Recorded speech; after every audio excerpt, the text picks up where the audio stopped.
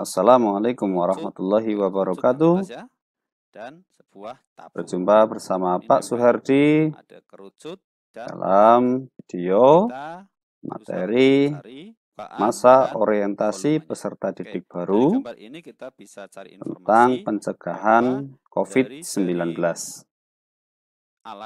Di sini nanti kita akan bersama-sama berusaha mencegah penyebaran COVID-19. Ini judulnya, mencegah corona. Caranya bagaimana? Oke, sebelum kita mulai, kita berdoa dulu. Semoga kita semua dijauhkan dari penyakit corona ini atau COVID-19 ini. Oke. Kita pertama mau melihat penyebaran virus corona di Indonesia pertama kali. Ini ada artikel dari Kata Data pada bulan Februari 2020, tepatnya tanggal 26 Februari 2020, pemerintah masih menyatakan belum ada kasus COVID-19.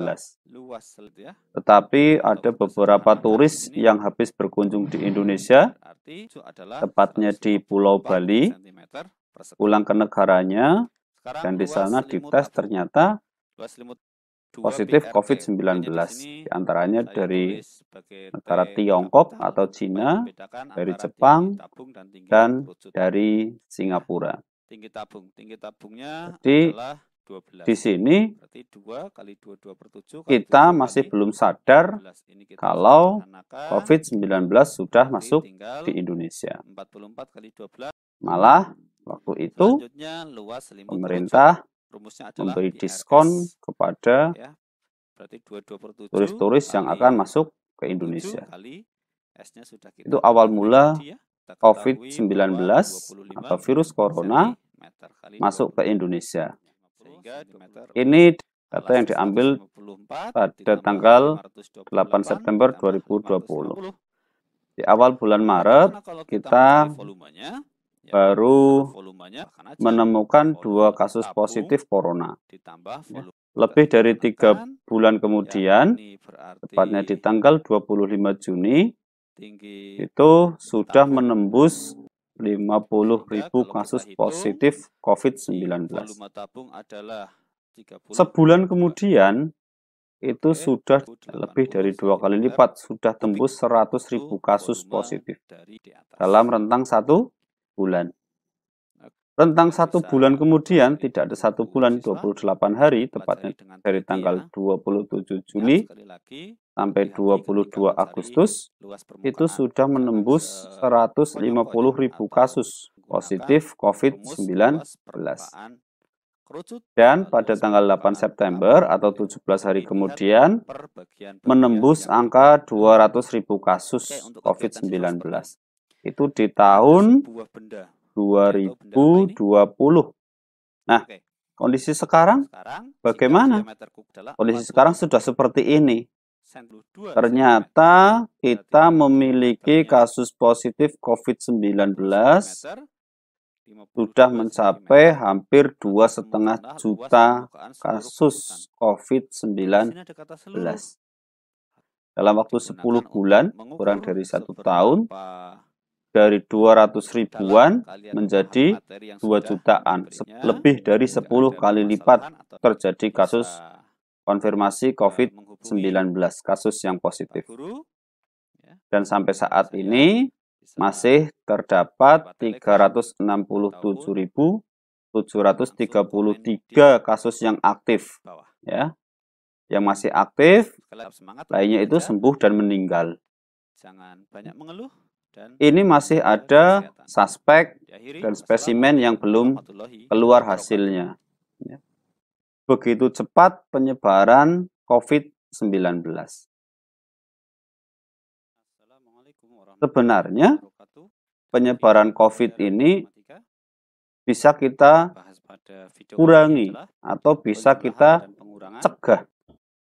Tapi kenapa di Indonesia begitu dahsyat cepat?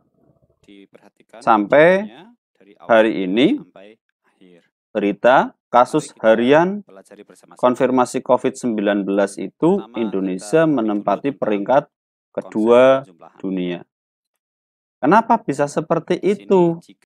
Padahal kemarin kita melihat pegelaran Piala Eropa 2020 dan dilaksanakan di tahun 2021, itu penontonnya sudah ramai. Di Eropa sana sudah nonton bola ramai tanpa masker. Kenapa di Indonesia tidak bisa seperti itu? Kalau menurut saya, jawabannya adalah karena kita terlalu lengah. Kita lengah menjaga protokol kesehatan, kita lengah untuk mematuhi instruksi dari pemerintah, supaya kita menjaga diri kita dan keluarga kita dari penyebaran COVID-19. Sekarang bagaimana? Kita patuhi instruksi dari pemerintah. Itu kita terapkan cara-cara untuk mencegah corona. Banyak cara yang sudah disampaikan di televisi, 3M, 5M, dan lain-lain. Ya. Yang paling penting adalah kita mencoba untuk tidak menyebarkan virus yang ada pada diri kita.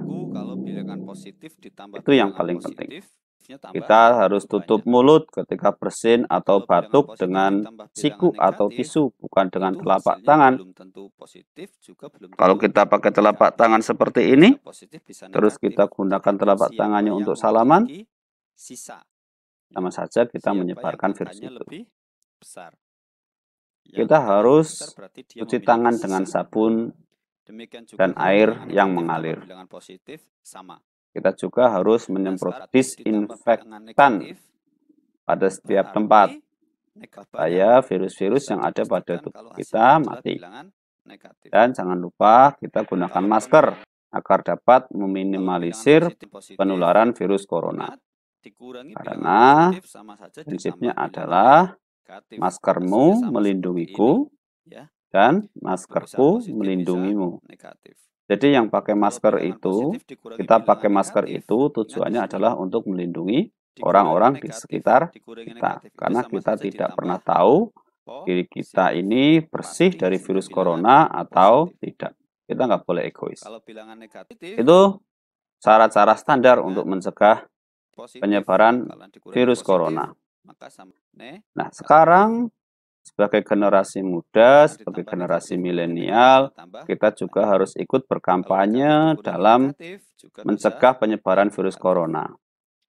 Caranya mungkin dengan kita membuat poster. Contoh poster hasil karya siswa seumuran kalian. Ya. Dengan membuat poster itu, kita bisa mengingatkan orang lain untuk tetap menjaga protokol kesehatan, untuk tetap menjaga kesehatan diri sendiri, dan untuk tetap menghindari kerumunan dengan sama-sama mencegah penyebaran virus corona.